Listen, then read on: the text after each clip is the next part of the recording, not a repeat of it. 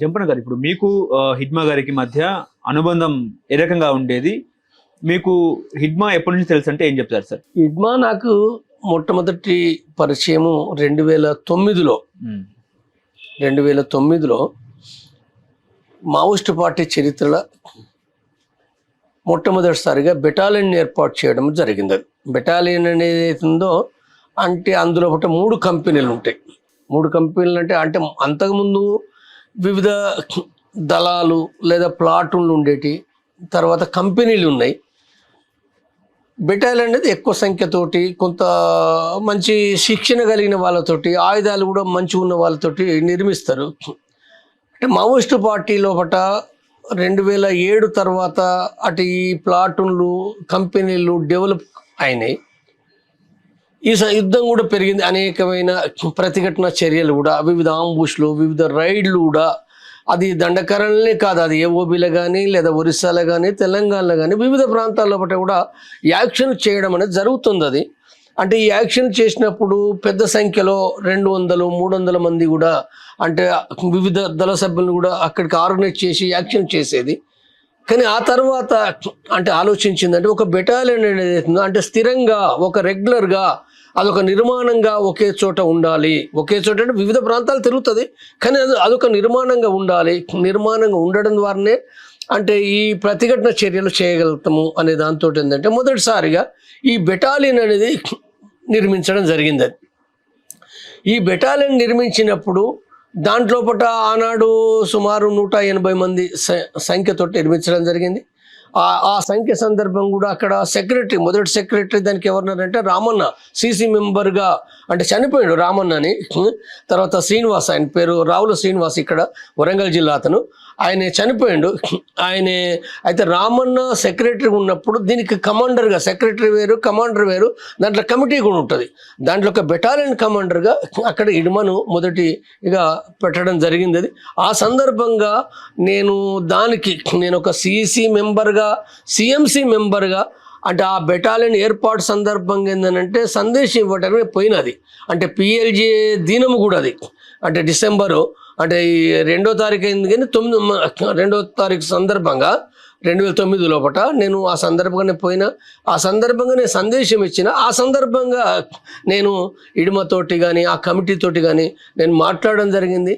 అంటే బెటాలియన్ సంబంధించిన ఏర్పాటు ఏంటిది, దాని తర్వాత ఏ రకంగా దీని విధానం ఏంటిదనే విషయాన్ని సిఎంసి ఒక అంటే నిర్దేశించిన విధానాలని నేను వివరించడం జరిగింది. ఆ సందర్భంగా నాకు హిడ్మా పరిచయం అది. కాబట్టి ఆ మొదటి పరిచయంలో కూడా హిడ్మా నేను అర్థం చేసుకున్నది అంటే హిడ్మా అంటే ఆ హిడ్మా గురించి కూడా దానికంటే ముందు కూడా కొంత చరిత్ర నేను విన్నా కాబట్టి అంటే దానికి తగినట్టుగా హిడ్మా ఒక మిలిటెంట్గా, ఒక యాక్టివ్గా మిలిటరీ రంగంలో ఉండే ఒక నాయకుడిగా నేను అక్కడ అర్థం చేసుకున్నా. నేను అక్కడ మాట్లాడిన విషయాలను బట్టి ఇది మొదటిసారి అంటే ఆ సందర్భంగా నేను కలిసింది కూడా అంటే అదే ఒకటే రోజు తర్వాత నేను వెళ్ళిపోవడం జరిగింది. అది తర్వాత నాకు మళ్ళీ కొద్ది కాలానికి, చాలా తక్కువ కాలానికే అంటే బహుశా అది మళ్ళీ ఒక సంవత్సరం కూడా కాకపోతుంది, సంవత్సరం లోపట్నే నేను మళ్ళీ కలిసిన ఒక ఆపరేషన్ సందర్భంగా కూడా నేను అక్కడ ఒక నెల రోజుల పాటు కూడా హిడ్మా మేము కలిసి ఉన్నాం. వివిధ విషయాలు కూడా చర్చించడం జరిగింది. అది అక్కడ మిలిటరీ విషయాలు కానీ రాజకీయ విషయాలు చర్చించడం. ఆ సందర్భంగా నేను అక్కడే ఉన్నప్పుడు కూడా అక్కడ ఒక ఆపరేషన్ సంబంధించిన దాంట్లో బట్టి కూడా అక్కడ సభ్యులకు ఒక ప్రాక్టీస్ చేయించడము అంటే ఏ రకంగా అంటే అంబుష్ చేయాలి, ఏ రకంగా రైడ్ చేయాలనే విషయాలపైన వాళ్లకు తను అంటే కోయ భాషలో చెప్పడమే కాకుండా కూడా అంటే ఉదయం సాయంత్రము మధ్యాహ్నం కూడా ఏంటంటే వాళ్ళకు డ్రిల్స్ చేస్తున్నప్పుడు కూడా నేను గమనించడం జరిగింది.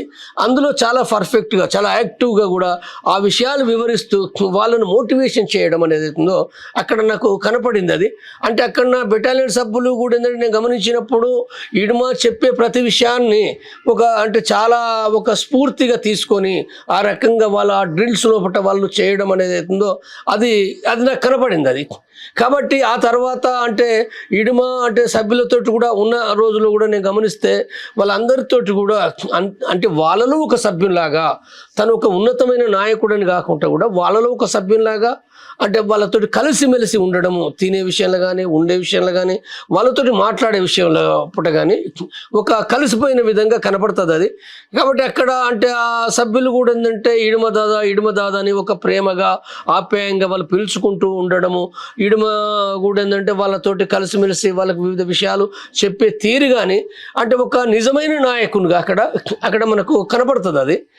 కాబట్టి ఆ తర్వాత కూడా ఏంటంటే తిరిగి నేను గమనించినప్పుడు ప్రజల్లో పట్ల కూడా అంటే ఒక బెటాలియన్ అనేది వాస్తవంగా అది ప్రజలను నిర్మాణం చేయడం కంటే కూడా యాక్షన్ల పైన కేంద్రీకరిస్తుంది సాధారణంగా. కానీ బెటాలియన్ అక్కడ అంటే దక్షిణ బస్తర్లో కానీ పశ్చిమ బస్తర్లో కానీ వాళ్ళు అక్కడ జనతన సర్కార్ల భాగంగా అంటే భూమిని సమతలం చేయడం అనేది కూడా, భూమిని అంటే అక్కడ గుట్టలు బండలు ఉంటాయి కాబట్టి వీళ్ళు స్వయంగా ప్రజలను కూడా ఏంటంటే అంటే భూమిని సమతలం చేయడం ద్వారా పంట ఎక్కువ వస్తుంది కాబట్టి అని చెప్పి వీళ్ళు ఒక వంక అంటే ప్రజలను అంటే మొబిలైజ్ చేయడం ఆ పని పైన, మరొక వంక బెటాలియన్ కూడా స్వయంగా కూడా కొన్ని సందర్భాల్లో ఓన్లీ మిలిటరీ కాదు ప్రజల కోసం పని చేయాలనే దాంతో కూడా ఏంటంటే వీళ్ళు స్వయంగా శ్రమ చేయడం అంటే గొడ్డలు బట్టి గడ్డపార బట్టి పారబట్టి అంటే స్వయంగా కూడా ఏంటంటే ఆ భూమిని పూర్తిగా చదును చేయడం అనేది ఉందో వీళ్ళు స్వయంగా పాల్గొన్నారు. అందులో ఇడుమ పాల్గొన్నాడు, అందరూ పాల్గొన్నారు. కాబట్టి అంటే ఇప్పుడు మిలిటరీ అనేది అవుతుందో అంటే మావోయిస్ట్ మిలిటరీ అనేది అవుతుందో ఇప్పుడు మన భారతదేశం మిలిటరీ ఉంది. ఆ మిలిటరీ అనేది వాళ్ళు చేయరు కదా, ఈ పని చేయరు కదా, వాళ్ళు స్వయంగా ఒక వ్యవసాయ రంగంలో వాళ్ళే పాల్గొన్నారు కదా. కాబట్టి ఇక్కడికి వచ్చే వరకు ఏంటంటే ఇప్పుడు మావోయిస్ట్ మిలిటరీ అంటే ఇది ప్రజా మిలిటరీ అంటారు, ఇది ప్రజా మిలిటరీ అంటారు. కాబట్టి దీనిలో భాగంగా అంటే అవసరం అయినప్పుడు వివిధ ప్రతిఘటనలు పాల్గొనడం, లేకపోతే వాళ్ళు వ్యవసాయ రంగంలో కూడా స్వయంగా ప్రజలకు తోడ్పాటు అందించడం అనేది కూడా చేస్తారు. తర్వాత ఇది మాత్రమే కాదు, ఇంకొకటి కూడా ఇడుమ ఏం చేసిండనంటే ఇడుమయే కాదు మొత్తం బెటాలియన్ లేదా మిలిటరీ బలగాలు కూడా వాళ్ళు ఏం చేస్తారు, వివిధ సందర్భాలు ఖాళీ ఉన్నప్పుడు రాజకీయ ప్రచారం చేస్తారు. రాజకీయ ప్రచారం అంటే ఏం ప్రచారం అది అంటే ఇప్పుడున్న పరిస్థితుల్లో మన రాజ్యాధికారాన్ని శ్రామిక వర్గ రాజ్యాధికారం, పేదల రాజ్యాధికారం మనం సంపాదించుకోవాలంటే మనం సంఘాలు పెట్టుకోవాలి, అందరూ ఒకటి ఉండాలి అనే విషయాలు చెప్పడం. లేదా ఇవి మాత్రమే కాదు, వివిధ సందర్భాల్లో కూడా అంటే ఇప్పుడు ప్రభుత్వ దాడి ఎట్లా ఉన్నది, ఈ దాడిని ఎదుర్కోవాలంటే ఏం చేయాలనే విషయాలు చెప్పడము, లేకపోతే ఇంకా అభివృద్ధి ఎట్లా చేసుకోవాలనే విషయం చెప్పడము, లేదా ఉద్యమాలు ఎట్లా చేయాలనే విషయాలు చెప్పడము, అంటే అనేక విషయాలు కూడా ఏంటంటే ఈ మిలిటరీ బలగాలు కూడా చెప్తాయి. కాబట్టి ఇందులో భాగం కూడా ఏంటంటే ఓన్లీ ఇప్పుడు బెటాలియన్ అన్నా ఇడుమ అన్నా ఓన్లీ యాక్షన్ మాత్రమే కాదు. వాస్తవంగా ఇడుమ జీవితం ఏంటంటే మొట్టమొదటగా ఆయన ఎక్కడి నుంచి ప్రారంభమైంది, మొట్టమొదటగా యాక్షన్ చేయలే. ఆయన ఒక 5 సంవత్సరాల వయసు వచ్చినప్పటి నుంచి కూడా ఒక బాలుడుగా ఉన్నప్పుడు అంటే ఆయన ఆ గ్రామంలో కూడా అంటే 1980లో పార్టీ వచ్చింది కాబట్టి ఆ సందర్భంగా పాటలు నేర్చుకోవడం, లేదా వాళ్ళు పార్టీ చెప్పే విషయాలు నేర్చుకోవడం, ఆ సందర్భంగా కూడా ప్రభుత్వ దోపిడీ, ఫారెస్ట్ అధికారుల దోపిడీ, వ్యాపారుల దోపిడీ అర్థం చేసుకొని తను కూడా అంటే ఆ రకంగా అక్కడ సంఘంలో కూడా ఉన్నాడు. అక్కడ గ్రామంలో సంఘంలో ఉండి ఆ సంఘ కార్యకలాపాలు నిర్వహించడము, సంఘ నాయకుడిగా ఎదగడము, ఆ తర్వాత తిరిగి పార్టీలకు రావడము, పార్టీలకు వచ్చిన తర్వాత కూడా ఒక సభ్యుడిగా ఒక ఆర్గనైజర్గా ప్రజలకు వివిధ విషయాలు ఇప్పి చెబుతూ దానికి వ్యతిరేకంగా పోరాడాలనేది ఏదో మావోయిస్ట్ పార్టీ అవగాహన చెప్పడం అనేది అంటే తను నేర్చుకుంటూ చాలా సుదీర్ఘకాలం కూడా అంటే 2007 వరకు కూడా 2007లో మాత్రమే ఆయన మిలిటరీ రంగంలో వచ్చిండు. ఆయనే అంటే దాదాపు 97 లోపల ఆయన పార్టీలకు వస్తే 10 సంవత్సరాలు కూడా పార్టీ లోపల కూడా 10 సంవత్సరాలు ఆర్గనైజేషన్ రంగంలో పనిచేసిండు. ఆయన దానికంటే ముందు సంఘంలో ఉన్నాడు.